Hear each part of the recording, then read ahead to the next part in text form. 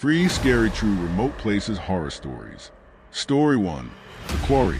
Back in university, my mates and I had a hangout spot like no other. It was this abandoned limestone quarry behind the old mining depot. We always thought we'd arrive one day and find a fence crew blocking the whole place off, but they never came. At least not when we were students. We all reckoned it was because our town in rural Queensland was just too damn forgotten to bother with, which is probably true. But it's not like it's a desirable location either. It was carved right into the bushland, kilometers away from most of civilization. It was essentially in the middle of nowhere, just like the rest of our corner of Australia. The reason we enjoyed going there so much was because no one else did. People would occasionally venture to the depot and spray paint a few tags here and there. Sometimes the coppers would show up, but they never came to the quarry itself. It was a safe haven for our group. And that was really important because a lot of my mates didn't exactly have the best home situations. Especially one of them, Marcus. His old man would always threaten to call the police on him for whatever reason he could possibly dream up that day. Yet when we were at the quarry, there was nothing they could do. We spent a lot of summer nights sitting along the dusty limestone ledges, drinking and talking about God knows what to pass the time. I loved that place. We all did. Although, even before it happened, there was this one thing that always creeped me out about the place.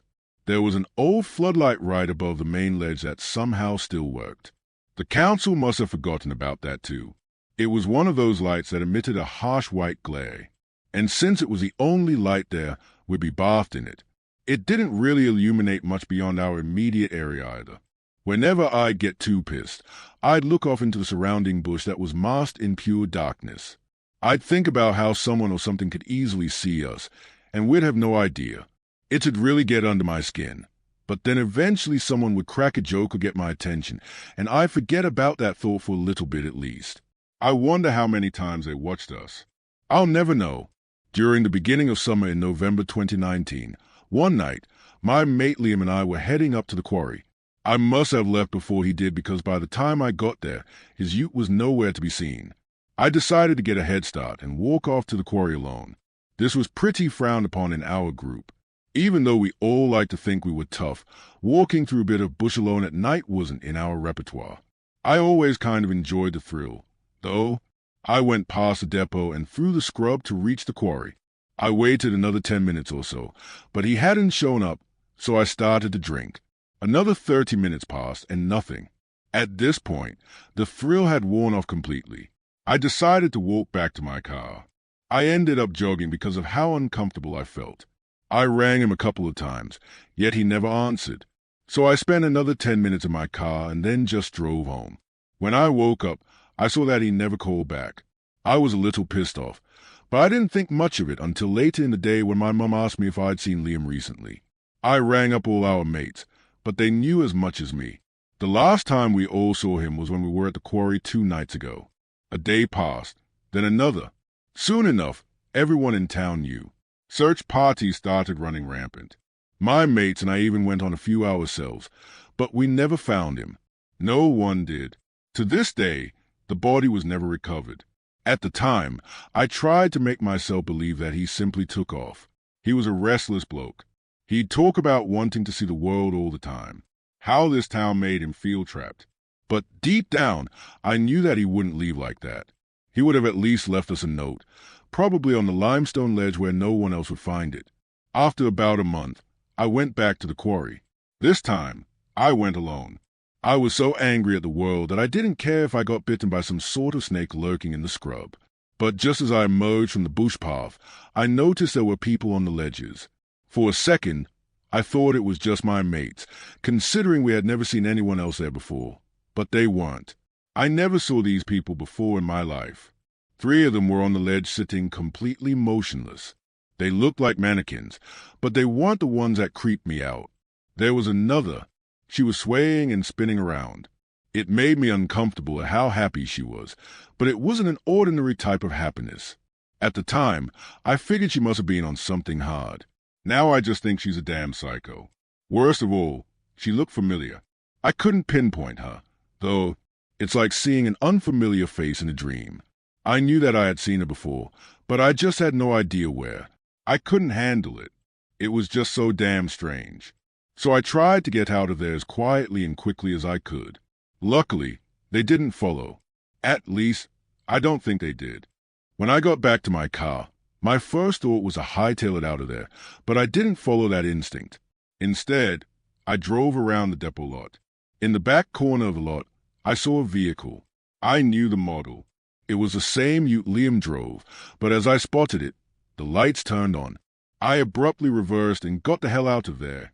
As summer went on, I couldn't get them out of my head. I told all of my mates about it, and they agreed it was weird, but they didn't think much of it.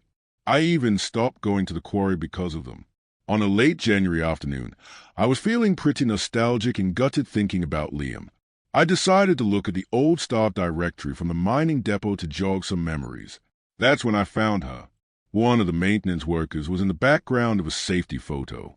As soon as I flipped the page, I knew it was her. Same face and hair. It was the dancing woman. It had to be. I couldn't believe it. I told all my mates about it, but they didn't know what to do. Eventually, I went to the coppers. I'm pretty sure they thought I was cooked, but they still did do a background check on her. At least that's what they told me. They couldn't find a thing. Even her tax file number didn't lead anywhere. I attempted to do some research myself, but I couldn't find a thing. The woman was a damn ghost. Near the end of the summer in February, I went back to the quarry with a few of my mates. I couldn't get the feeling that I was being watched out of my head. Every time I looked into the abyss of the bush, I felt afraid. I longed for the feeling that I once had there, but I knew it wasn't coming back. This place was no longer a home to me. When I left that night, I never came back. Near the end of February, I was at a service station. It was early in the morning, so I was pretty groggy until I saw her. The dancing woman, the maintenance worker. It looked exactly like her. At first, I thought my mind was just playing tricks on me, but the longer I looked, the more convinced I became. Then she saw me and smiled. She hurried out of the shop, and I followed her, but one of her mates was parked at the Bowser. She rushed in there, and they sped away before I could get to them, but what I saw horrified me more than anything else. The license plate of the vehicle they were driving was the same as Liam's. I knew it because he had a unique plate, WNDR 19. It was the same Ute I had seen a month before. Then it clicked. That was Liam's Ute. They got a respray, so I didn't notice back then, but I should have. I still beat myself up because of it. I never saw her again or the Ute. Nowadays, it's all just a memory, one that I wish I could forget. Rest in peace, Liam. Story TWO, The Devil's Thumb. It was a winter of 2021, and my three mates, Sophie, Emma, and Jade, and I were desperate for a break from our research posting at the Yukon Wildlife Preserve. We'd been cataloging caribou migration patterns for weeks. But as Aurora enthusiasts, we craved a night under the dancing northern lights. We pored over Aurora forecast apps and Google Maps, zeroing in on a remote clearing deep in the Tombstone Territorial Park, a rugged, isolated stretch of Canada's Yukon Territory. The name came from the jagged granite peaks that looked like tombstones jutting from the tundra, with local Tiondekwekin legends warning of spirits that wandered the valleys. We brushed it off. Indigenous stories were just folklore to us ignorant Southerners. We just wanted the lights. Our safe haven was a cabin rental near Dawson City, a rustic lodge about 50 kilometers from the park's edge. After work that Friday in late February, we piled into my Subaru Outback and Sophie's Ford Explorer, loaded with thermal blankets, thermoses of coffee, and camera equipment. No camping gear since we'd be sleeping back at the cabin. The 5-hour drive from Whitehorse was brutal, and we hit the lodge late, dropping our bags and grabbing a quick meal before heading back out again. The final stretch into Tombstone was punishing. Narrow ice-packed trails twisting through dense spruce forests and frozen creeks. The air so cold it burned our lungs at minus 30 degrees. With spotty self-service, we used walkie-talkies to stay connected between vehicles, their static cutting through the frigid dark. Around midnight, we reached the clearing, exhausted but buzzing. The sky was supernatural. The aurora borealis rippled in sheets of green and purple like they were close enough to touch. We spread out blankets, set up the cameras, and watched in awe. 15 minutes later, Sophie's voice crackled over the walkie-talkie from the Explorer. She said, "Hey, you see that? Headlights." My stomach dropped. We turned and a faint glow crept along the trail we'd driven in on, out here 70 kilometers from the nearest town at midnight in a massive wilderness park. Nobody's just passing through. Whoever was out there meant trouble. Emma in the outback with me grabbed her walkie-talkie. Flashed them. See what they do. I flicked the outback's headlights. 3 sharp bursts. A battered white pickup truck, covered in rust and dents, stopped about 100 meters off. No honk or wave or anything. Then we saw them. Shadowy figures stepping out. 2 or 3. Hard to tell in the glare. They just stood there, staring. And that's when we heard it. Faint sounds, rhythmic and guttural, drifting through the frozen air, chanting we couldn't make out. This is wrong. Jay crackled over the radio. Emma sounded terrified. That chanting. Nobody's out here at midnight for anything good. I swung my flashlight, but the beam didn't reach, catching only shadows against the snow. That chanting kept going, low and menacing, making my skin crawl beneath my parka. Sophie tried to stay calm. Maybe hunters, but let's move, she said. We agreed over the walkie-talkies to find another spot, but we set a rule. If those lights showed up again, we were racing back to the cabin. No questions. We turned off the main trail. Anyone following us was definitely after us. We drove 2 kilometers down a side trail, found another clearing, and set up fast. Just blankets and fear. 5 minutes in, Jade's voice cut through the walkie-talkie. It sounded panicked. "They're back," she said. My heart sank. Those same headlights sliced through the darkness. Much closer now. Then came a gut punch. An engine rev, deliberate and threatening, echoing through the trees. Emma said, "Get us out now." We scrambled into the vehicles, Sophie and I in the Outback, Jade and Emma in the Explorer. I floored it, the Outback fishtailing over ice and packed snow, branches underneath scraping like fingernails. Those headlights stuck to us, high beams blinding in my rearview mirror. Sophie was on the walkie-talkie saying, "Jade, you good?" Jade replied back, "Barely, they're right on us." We were 70 kilometers from help, just 4 young, basically defenseless research assistants. At midnight in a place called Tombstone, you don't meet good people. I pushed the Outback as hard as I dared on the ice, Jade close in the Explorer. The trail veered sharply, and for a second as we turned, the headlights of the truck tailing us vanished. I prayed we'd lost them. But moments later they were back, like they were toying with us, knowing we were trapped. We hit a fork and I swerved right, hoping it led to the highway. The truck followed relentlessly. Finally, after what felt like hours of panic, the ice turned to gravel, then pavement, and a weathered road sign appeared ahead. I glanced back, expecting those headlights, but they were gone. Jade's Explorer pulled up beside us on the shoulder, and we stopped, heaving, just staring into the dark forest. All we heard now was just the wind and the crackle of our walkie-talkies. The drive back to the cabin was dead silent. We stumbled into the lodge, locking every door and window, but even that safe haven felt violated after what we'd faced. Who were they? We considered possibilities. Poachers or meth runners operating something illegal, or something tied to that chanting and the old warnings about Tombstone. At midnight in a place like that, nobody's out for innocent reasons. The way they watched us, the way they chased us without rushing, it wasn't random. It felt like they wanted us to be afraid. Like they were hunting us. We never went back. We don't talk about it. Not at the preserve, not anywhere. But when I'm driving those lonely Yukon roads at night, a part of me stays permanently alert, always checking the rearview mirror. Story 3. The Shrine. In July 2022, I took a month-long research trip to South Korea. My university had a partnership with a small mountain resort near the village of Urasan in the southern provinces. It was a traditional Hanok-style lodge built into the side of a valley next to the Siamjin River. The area surrounding the resort had been inhabited for over 1,000 years, and it was considered spiritually significant. My professor had told me years earlier that when the lodge was being constructed in the 1980s, the builders had discovered several ancient stone markers and wooden posts at the site. Apparently, there was some sort of shamanistic shrine that had been built there around the 12th century. The last time I had visited South Korea was over a decade ago for a student exchange, so I was quite interested in experiencing the mountain culture again. As well as that, I really enjoyed hiking, and remembering the story that my professor told me, I decided to explore the forested hills below the lodge, hopefully finding any traces of the ancient shrine which he'd mentioned. As soon as I arrived at the nearby city of Jinju, I picked up a rental car at the station and drove up to the resort. It was raining heavily and the mountain roads were treacherous.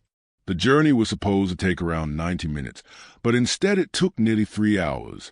I arrived at the lodge around 9 in the evening and checked myself in. The resort was practically empty in July, most Korean tourists preferring the coast in summer. There was minimal staff at the lodge. I found myself being one of only 3 guests in the entire building. The feeling was quite eerie, just being nearly alone in such a structure in the middle of the mountains. I collected my key from reception, found my room, and tried to sleep despite the unsettling quiet. The next morning, I ventured into the forest below the lodge. The undergrowth was quite thick, up to my knees in places, and pushing through rough terrain with hiking boots was absolutely exhausting. I must have walked far enough into the forest to lose my sense of direction completely. I checked my phone, but there was no signal at all. I had been walking for around 2 hours and didn't know where I was. I was surrounded by dense vegetation on all sides, and directly in front of me was a steep ridge. I thought it would be wise if I climbed to the top so I could get a better vantage point to possibly locate the lodge or any form of civilization. The ascent was very difficult, the sides of the ridge being quite steep and muddy. However, off to the right, I noticed what looked like the remnants of stone steps.